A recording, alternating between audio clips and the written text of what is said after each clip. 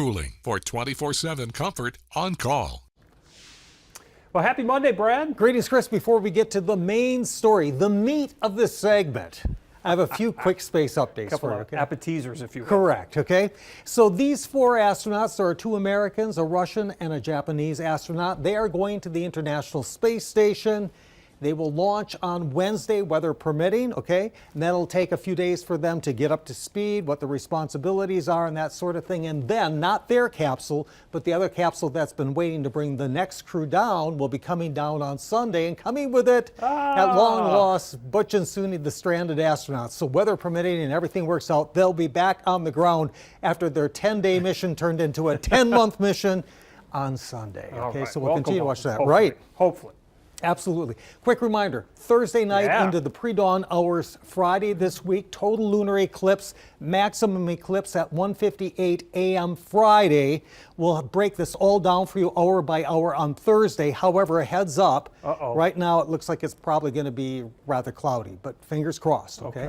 Now, are you ready for today's main story? I really am. Let's take a look at it, okay? We're going to talk a little bit about DVDs. Digital You are the last discs. person talking about DVDs anymore, it seems like, right? Right, because everybody's on Blu-ray or 4K now.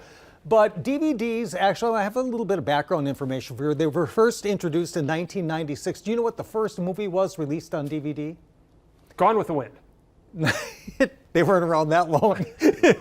But Twister. Digitally remastered and colored, recolored for DVD. The movie Twister was, okay. But they can store up to 4.7 gigabytes of data, much more than a CD, and that's why when they came out, they revolutionized, they did away with videotapes, because now you could put a whole movie on a DVD, okay? And they can last 10 to 20 years on average. They think they can last 100 years if they're stored properly, but nobody really knows, because they've only been around for 30 years, okay? And not many people have DVD players anymore. Well, that's a good point, but many of the, like even 4Ks, I think are backwards looking, that they're still compatible with the older DVDs. But with that said, take a look at this story. Check your DVDs for disc rot. For what? Yep, this has been going around on the internet, and this version of it comes from TheVerge.com, okay? So here's the bottom line.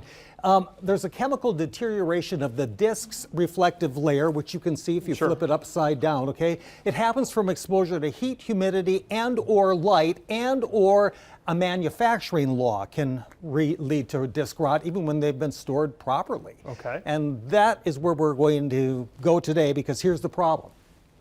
Warner Brothers Home Entertainment acknowledges that select DVDs manufactured between 2006 and 2008 may have, quote, potential issues. And these are a lot of their big titles, like all the original Superman movies, 2001: A Space Odyssey. So you might have some of these in your collection. And in fact, there's more than 300 titles that are affected by this disc rot. Now, I know we need to talk a little bit more about disc rot, okay? Because you can't really identify it just by looking at the disc. You won't see that it looks bad. There's only one way to find out if it's gone bad, and that is to put it in your player. Either it won't load at all, it might freeze while you're watching the DVD, or it might have unplayable special features. That's the giveaway that there's something wrong with your DVD. But don't... I always thought that just meant a scratch. That can happen too if the disc is damaged. But don't despair, because there's actually a solution. If you have one of these bad discs, Warner Brothers Home Entertainment will replace it for you if they still have it available. If they don't, there's a whole list of other titles that you can substitute. All you have to do is contact them at whv@wbd.com.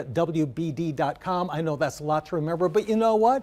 Ted Miller, our web guru, put it on wbay.com in the 3 Brilliant Minutes section, where this episode will also be posted. We'll live in perpetuity, like apparently now DVDs, since they're resurrected. All right, Brad, thanks so much. We'll see you tomorrow. Still to come here, you need to see the early birthday